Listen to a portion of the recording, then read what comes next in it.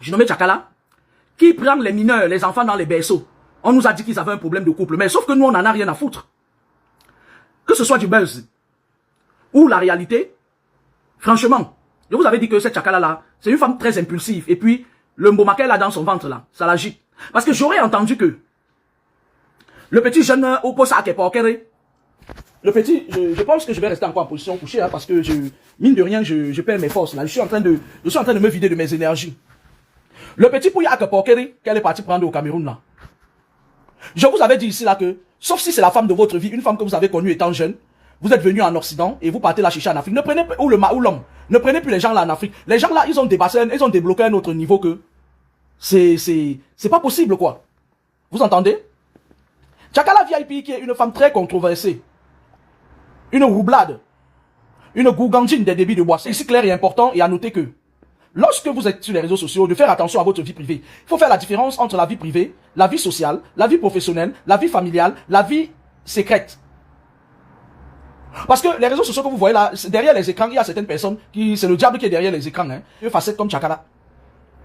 Une suceuse. Elle devrait plus préserver sa vie de suceuse olympique. Parce que sur la toile, il y a les procureurs de la République comme les Lolita la baronne de Suisse qui n'aimeraient pas voir une femme qui suce si bien. Virer de l'autre côté, surtout, Lolita n'aime pas voir une femme qui est dans son gouvernement. Parce que Lolita, que vous voyez là, elle a un gouvernement. Elle n'aimerait pas voir une femme qui se libère des entrejambes des autres femmes pour aller se mettre à aimer le fruit d'Adam. C'est-à-dire à aimer le bâtonnet d'Adam. Elle ne supporte pas ça, ça la démange. Elle devient très impulsive. Alors, la Tchakala VIP qui est une rabougrie spirituelle et qui sait pertinemment que sa présidente, Lolita Laban, n'aime pas quand les gens traversent de l'autre côté, est allée au Cameroun avec la France qui est due aujourd'hui. Nous, on est là, t'as dit même le boulot. Avant, on avait plein de boulot, on nous sollicitait. Maintenant, tu es obligé de partager ça avec les gens qui sont venus avec le diable tous. On appelle ça l'immigration clandestine. Tchakala est allé nous sortir un fils de Jézabel. Et après, elle vient nous dire qu'elle bagarre avec la police. Si je pouvais appeler la police de son secteur, elle leur dit qu'il ne faut pas intervenir pour des conneries comme ça, là. Je n'aurais pas hésité. Parce que Tchakala, je l'aime pas. Je l'aimerai jamais parce qu'elle m'avait agressé verbalement. Vous entendez avec quoi? C'est pour ça que je me suis dit que je fais un direct pour donner mon avis sur ça.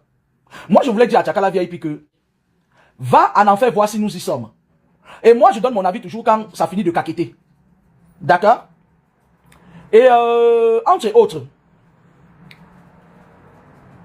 on a eu pas mal de faits d'actualité sur la toile. Je n'ai pas donné mon avis parce que, comme je vous avais dit, cette page étant suspendue, l'autre page, Edwige Laure, c'est une page il faut que je sois chez moi. Il faille que je sois chez moi pour pouvoir l'avoir avec la connexion parce que il est sur mon téléphone du Cameroun, sur mon roaming.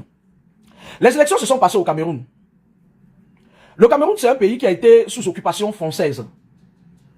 Et les pays sous occupation française sont en train de se révolter actuellement. Beaucoup de pays sont en train de se révolter. Je vais citer le cas de Burkina Faso, du Mali et même de la Côte d'Ivoire qui est en train de se battre pieds et mains pour sortir de cette dépendance. La dépendance affective. On est d'accord? Et la France a intérêt à ralentir certaines choses pour le bien fondé de la France. On a eu des élections qui se sont passées. On a eu des personnes qui se sont senties inspirées par les élections présidentielles qui se sont passées au Cameroun. Il y a même une dame qui nous a sorti un son. Le son là, c'est comme si c'était un envoûtement. Il y a des moments où parfois je suis dans mes pensées, je me suis pas en train de chanter. Je m'envolerai et entier. Je m'envolerai pour beauté popole. Je m'envolerai et entier. Je m'envolerai pour beauté popole. Sur ma page Edwige Laure Kameni, j'avais ressorti le lugubre visage de ces personnes qui souhaiteraient que le régime en place au Cameroun actuellement demeure ad vitam aeternam. Pour leurs intérêts personnels. Vous allez voir par exemple un Bruno Bidjan qui a de multiples crimes à son actif. Il sait pertinemment que du moment où c'est le régime des reptiliens qui est encore au Cameroun, il va aller en prison, revenir, il va faire ses va-et-vient. Mais en effet, pour lui, la prison, ce n'est pas une correction, ce n'est pas un centre de détention correctionnel. C'est un endroit où il part là-bas, satisfaire les désirs libidineux de ses nombreux amants. Donc du coup, pour lui, si le régime change, il sera mis en porte-à-faux. Il a le crime de Brian Fombo qui n'a pas encore été résolu. Et le crime du journaliste qui était décédé là. Donc on l'accuse d'être l'un des protagonistes de ces crimes macabres. Alors, ils défendent de bec et ongle leur régime pour que ça s'éternise ad vitam aeternam. Mais alors, là où le bas blesse, c'est lorsque ils veulent empêcher aux gens de faire changer de régime. J'avais parlé de ça, je ne reviendrai pas sur ça. On a eu ce monsieur du paléolithique ancien, le journaleux qui est parti en Côte d'Ivoire, qui s'est levé, qui a ouvert consciemment son crachoir et qui a craché sur tout le monde. Ça, c'est l'apanage d'un régime qui a fait 43 ans au pouvoir. Des gens qui se sentent détenteurs des clefs de l'univers. Ils ne s'inquiètent de rien.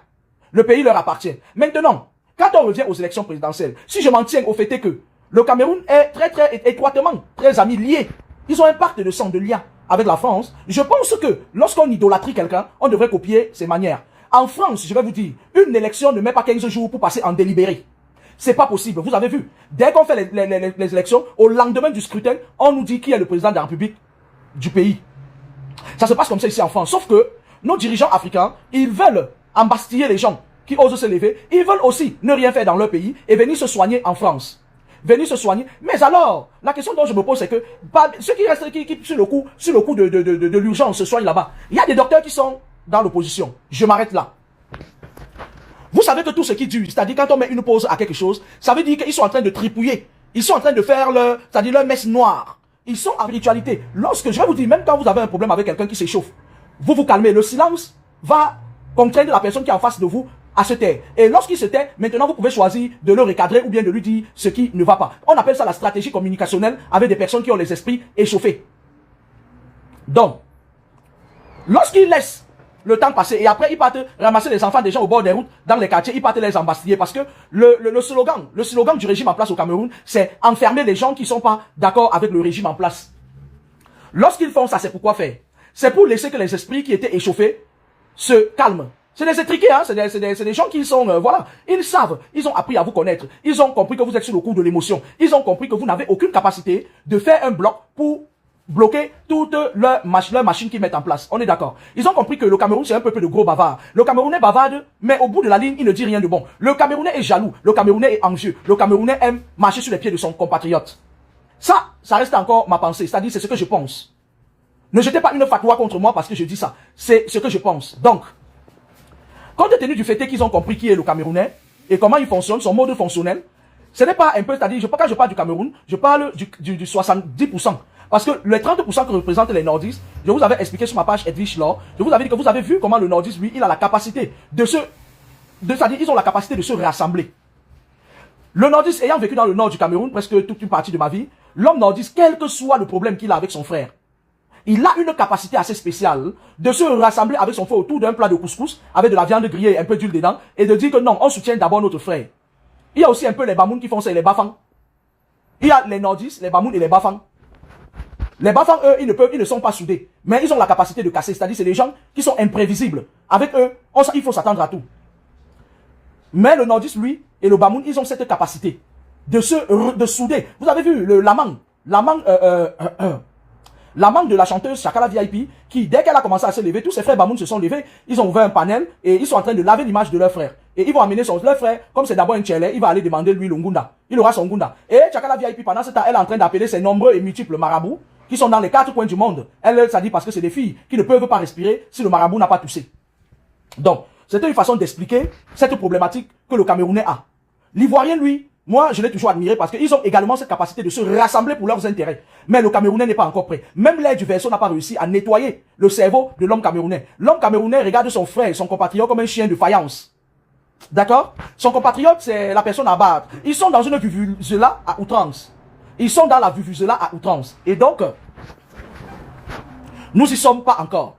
Ils sont en train de laisser d'abord les esprits échauffés se calmer. 15 jours, c'est suffisant en spiritualité pour que même la personne la plus rancunière au monde puisse passer à autre chose. Et pendant les 15 jours, qu'est-ce qu'ils font? Ils activent justement les femmes qui travaillent pour le régime nuitamment, qui travaillent nuitamment pour le régime comme les Chakala VIP. Elles viennent vous sortir des buzz à 2 balles, du buzzing. Elles viennent vous sortir du buzz à 2 balles pour distraire les esprits, pour distraire les opinions, pour vous amener à penser à autre chose que les élections. Moi, je pense que, après ça reste mon avis, que les femmes comme les Chakala VIP là, on devrait les jeter dans les abîmes.